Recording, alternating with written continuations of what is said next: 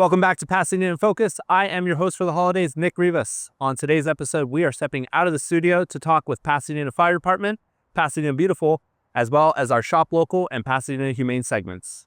Stay tuned.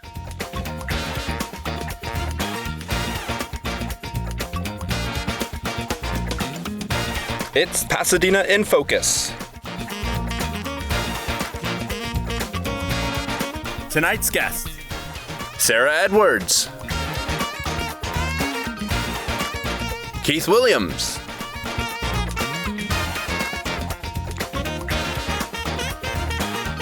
Plus Shop Local and Pasadena Humane.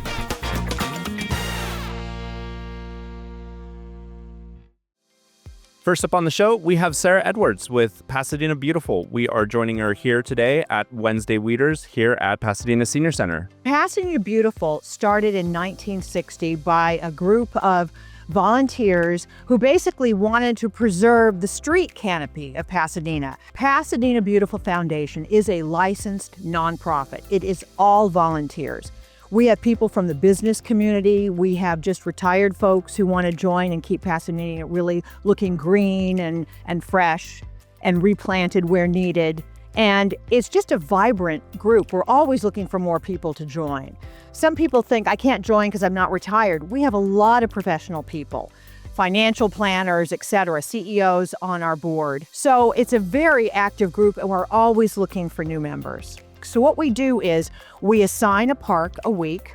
We spend an hour at that park or the senior center. We were also doing the central library, but now they're obviously retrofitting it because of the earthquake codes. And we go where we are needed. Once a week, 1 hour, 8:30 to 9:30. So it's a small band of people. We might get 5 one day, we might get 25. It all depends on who's available.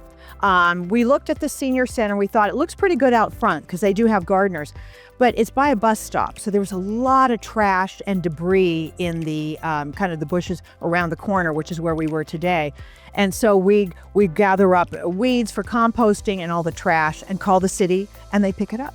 It has made me appreciate so much about this city and the care involved in, the city and Pasadena Beautiful to work hand in hand to protect our street canopy.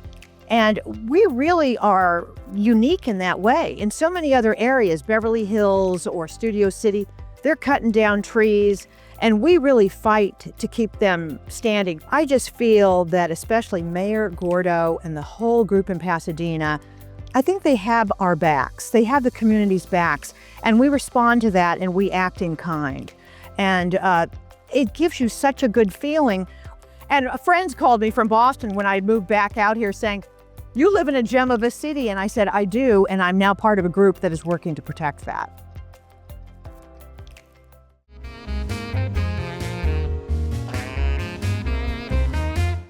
Next up on the show, we have from the Pasadena Fire Department, Keith Williams, to show us how to safely deep fry a turkey for the holiday season. We know that many of you will be choosing to deep fry your turkey this holiday season. And while it is a very delicious way to enjoy turkey, it can also be a very dangerous process. So we want to provide some do's and don'ts on how to actually deep fry the turkey. So when it comes to deep frying a turkey, when you are actually setting up your deep fryer, you want to ensure that you set it up on level ground in a nice, clear, and open space away from any structures or anything that could be flammable. When actually preparing to deep fry the turkey, you want to ensure that you have the proper amount of oil in the deep frying bucket, and you can estimate this by using water to begin with, so as to ensure that you don't have a boil over situation. As far as type of oil, generally you want to use something like a peanut oil. And then as far as safe cooking temperatures, go ahead and follow any recipes that are out there and adhere to those as closely as possible. Prior to putting it in the deep fryer, you want to ensure that the turkey is completely defrosted. You can either thaw it out in the refrigerator or in water. And then when it does come to actually lowering the turkey into the deep frying oil, once the oil has reached temperature, you want to ensure that you do it slow and controlled as to avoid dropping the turkey in and avoiding any sort of splash over or boil over type scenario. So some definite don'ts. A big no-no in that sense would be to attempt to deep fry a frozen turkey That can cause a boil over scenario as the temperature differential. Avoid dropping the turkey in, as that will cause splashing of the hot oil and a potential boil over scenario. If you do have a scenario where you do have fire involved with cooking oils, you want to avoid using any sort of water, given the fact that oil will float to the top of the water and will actually make the problem worse. So you want to use a fire extinguisher that is comprised of a dry chemical or a CO2. Generally speaking, you want to use something that's rated as a what's known as a 2A or 10BC is the common one that you'll find, or even just a Class A or Class B rated extinguisher. As far as the teardown process, you want to ensure that the oil is fully cool after your cooking process is complete, not handling hot oil, and just dispose of it properly. When you are deep frying that turkey, you want to be sure that you are in close proximity to the fryer. Keep an eye on it and make sure that you are in a environment to where you could respond quickly to your frying station if there were to be any sort of malfunction. If you do have any sort of emergency that occurs, don't hesitate and call 911, and we'll be there as quick as we can to help mediate the situation. On behalf of the Pasadena Fire Department, we want to wish you a happy holidays and happy Thanksgiving. Obviously, the emergency number will be 911, and a non-emergency number for our fire administration will be 626-744-4661.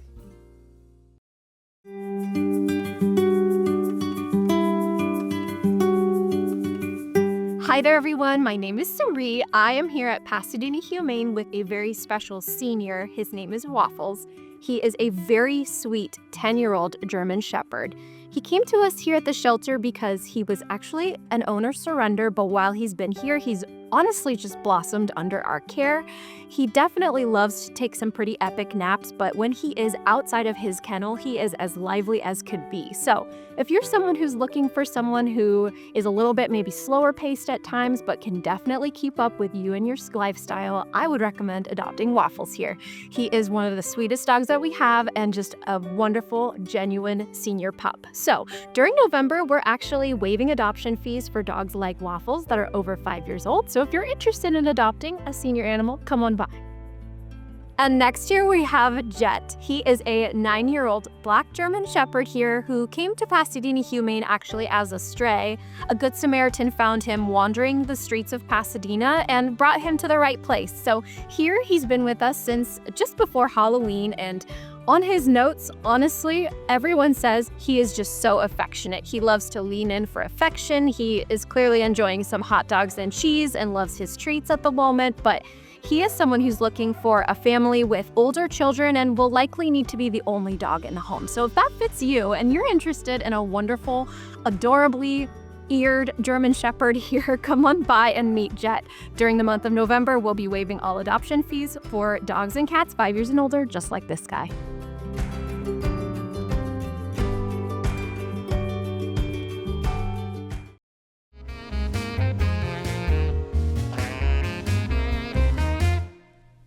Welcome to Shop Local, where we'll be highlighting some of the amazing businesses you can find here in the city of Pasadena and the entrepreneurs who make them so special.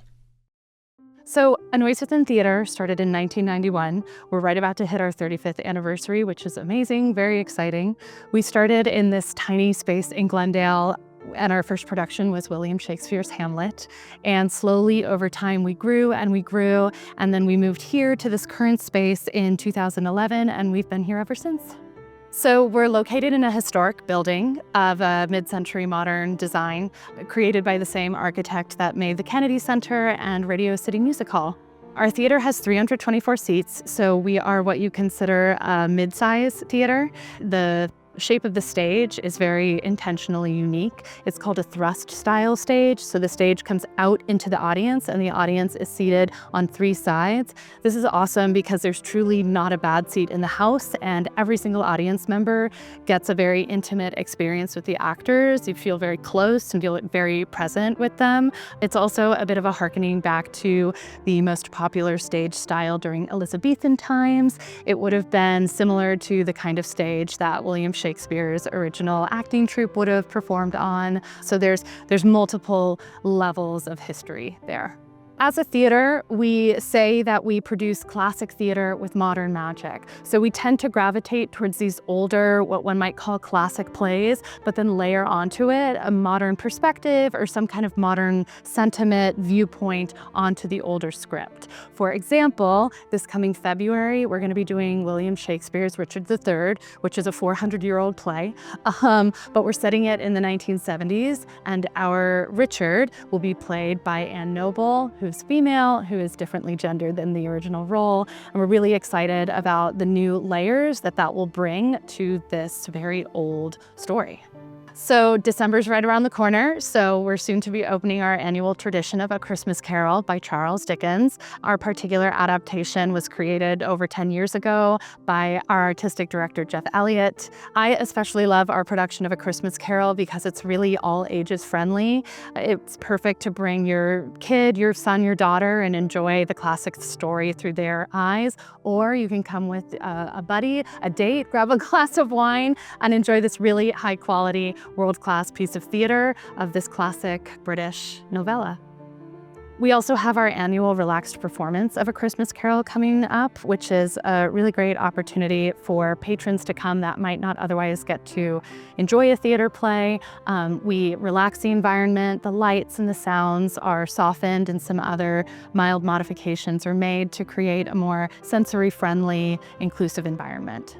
We also have a really robust education program. We welcome over 18,000 students and teachers every year, which is an astounding number. This year alone, we're doing 31 student matinee field trip days. Specifically for A Christmas Carol, we have 9 coming up in December, so we'll be welcoming almost 4,000 students over the course of December to enjoy A Christmas Carol, which is really exciting. Every summer, we have our wonderfully robust summer theater training program for youth. It's called Summer with Shakespeare, and we host campers from 6 all the way up to 18, so we got all ages, and it gives local youth a chance to take on the Bard.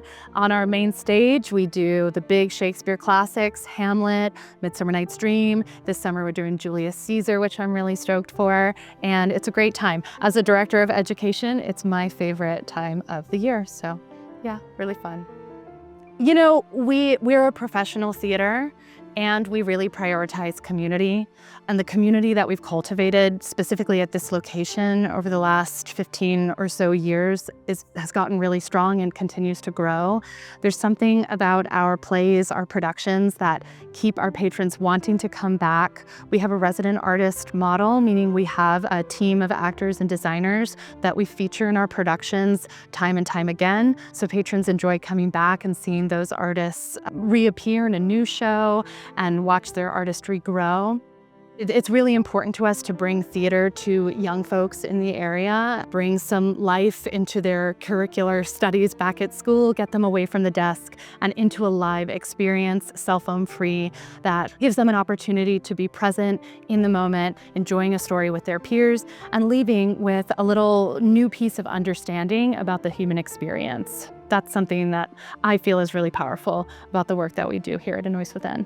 For more information, you can head to our website at www.anoisewithin.org. And we're right over here at 3352 East Foothill Boulevard in Pasadena. And we're excited to see you sometime.